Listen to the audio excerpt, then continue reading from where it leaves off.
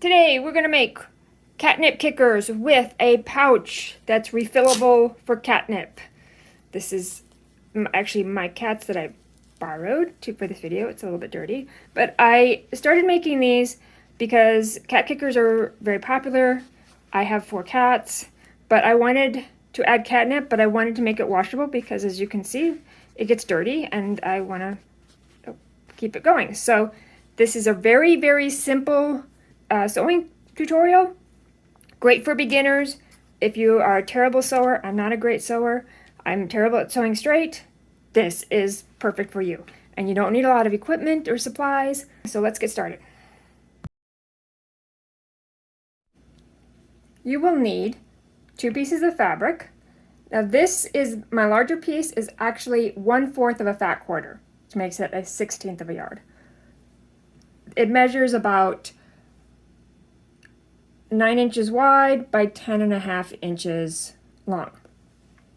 And it will make you it makes a cat kicker that looks like this and measures about 9.25 long and 8.5 inches around. Now, if you want a longer one, and I've seen a lot of tutorials where they're longer, you can still use a fat quarter and you can get about 3 of them out of a fat quarter. Let me show you real quickly how you would do that. I would actually take your fat quarter and cut off about 8 inches from the longer side, because your fat quarter measures about 18 by 22. So take your 8 inches or so off this. That gives you a piece that's going to be about 14 inches long, and then cut this in half. And then you can trim this off and even use this for the inside pouch. But that would get you 3 longer ones out of a fat quarter. You also need another shorter piece of fabric that is the same width and about 3.5 to 4 inches long. Now, if you're using a longer piece, you don't need to make this longer. This just needs to be about 3.5 to 4 inches. Now, I'm using 1/4 seams. If you're somebody who has to use a 1/2 inch seam, make this a little bit longer. Make it 4.5 inches so that you have the extra space around. But this is going to be a scrap piece of fabric. It should coordinate or at least not clash with this fabric, because you are going to see a little bit of it. And you need a piece of Velcro. This is sew-in loop tape, and it's about 3 inches long. You don't need to measure it exactly. Just you want to have a little bit of space around it when you are sewing it in, so that you don't have to worry about placement and all that stuff. Now, if you are using cotton fabric, I recommend you interfacing with a light to medium weight interface. That will make your fabric tougher and it will last longer. If you're using canvas, that's not necessary, but if you're using cotton like I am doing here, I will just put a little bit of interfacing. This is a midweight interfacing, and you don't have to measure it exactly to the edges, but just a little bit of interfacing will make it tougher, and your cat kicker will last longer. All right, let me show you how to begin. First thing you're going to do is you're going to take your shorter piece of fabric, or your smaller piece of fabric, and you're going to fold it in half and finger press so you know where the middle part is. This is the face, the front side of the fabric, this is the back side. So I need to figure out where I'm going to position the tape, and because I can have it, my grid here will tell me exactly where I need to place it. I'm going to position this from this side about 1/2 inch down and 3/4 of an inch in. And this is for 1/4 inch seams. If you're doing, if you need more seam, I would put it down a little bit further. And the reason I'm doing more on this side is that sometimes when I line it all up, I need to do a larger seam down the side, so I like to give myself a little bit of wiggle room. Then once I've got it, figure out where I'm going to position it, take my marker, and I'm just going to do a little line here, a line here, line here, and line here. Ta-da! Then I'm going to take my other one and position it the same way. I measure about 1/2 inch down, about 3/4 of an inch in, and even kind of go like this and see where it's supposed to be. Looks good.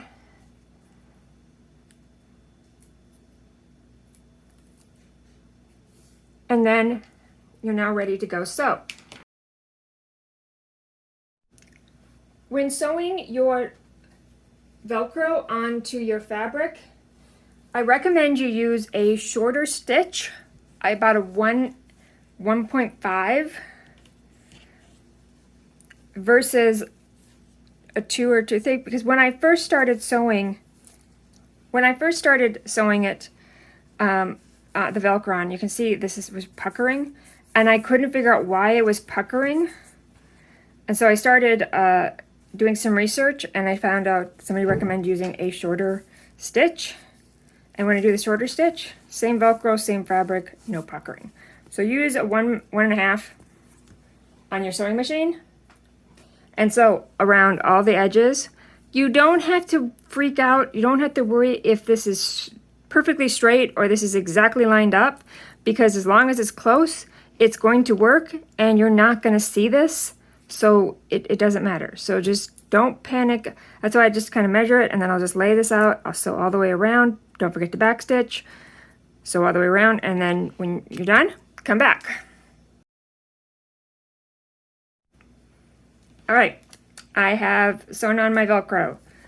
Now you need to take this piece and this piece, face it together, line it up at the top, put a couple of pins, hold it in place. You don't need to do a lot of pinning. You just want to line up your edges.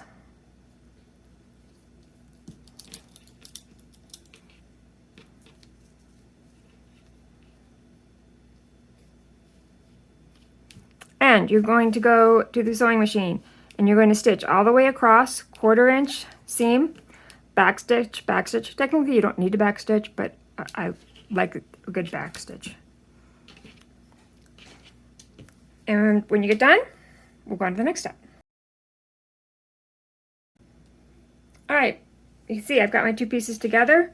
This is not perfectly straight. It's not a great seam, but it's going to work out because I'm going to hide that. And take this, and you're going to finger press this back towards this fabric.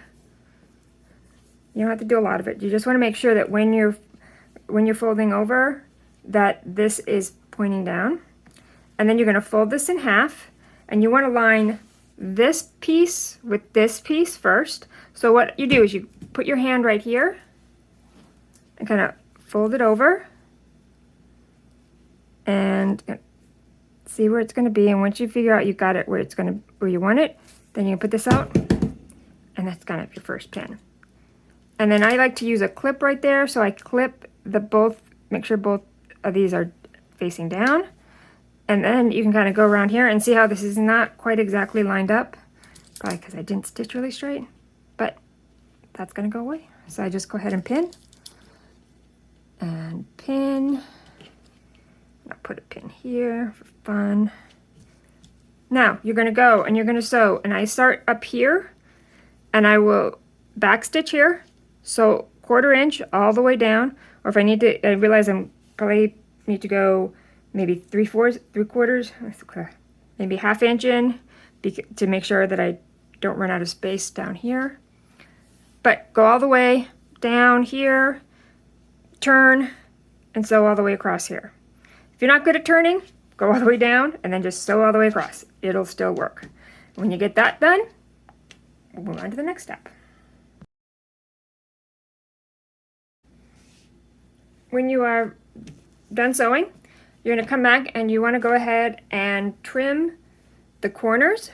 And I usually trim this area here, or if you have like a pinking shears, go ahead and trim all the way around. Don't trim this corner too closely, and same thing with this corner, or you are going to have issues when you do the next step, which you see is I've got this ready to go. and you turn it inside out.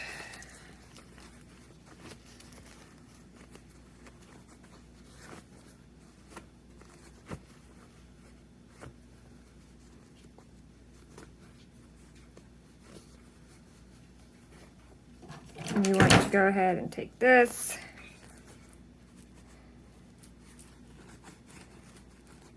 And you don't have to get the corners too great, just slightly.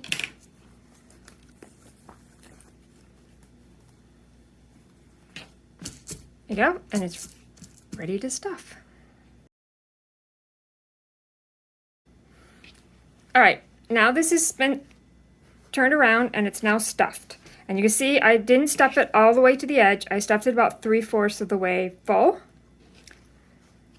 So I have a little space for the pouch at the top.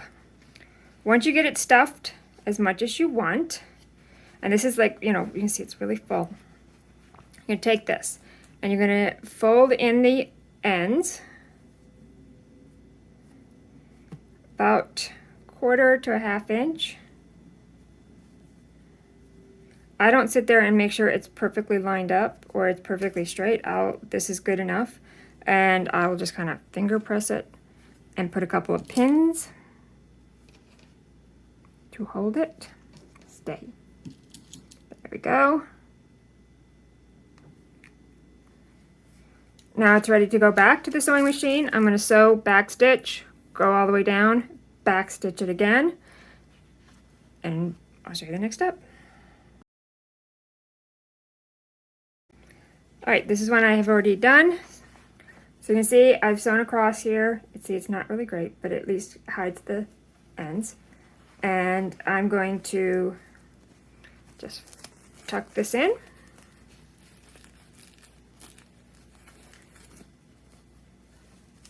And now it is ready to put your catnip in. Seal it, let your cat play with it. When you need to wash it, I would actually take this out. I would actually go like this, dump this out, throw it in the washing machine, and then you can, you know, just kind of push the stuffing down, reshape it, and add your catnip again. Voila, you're done.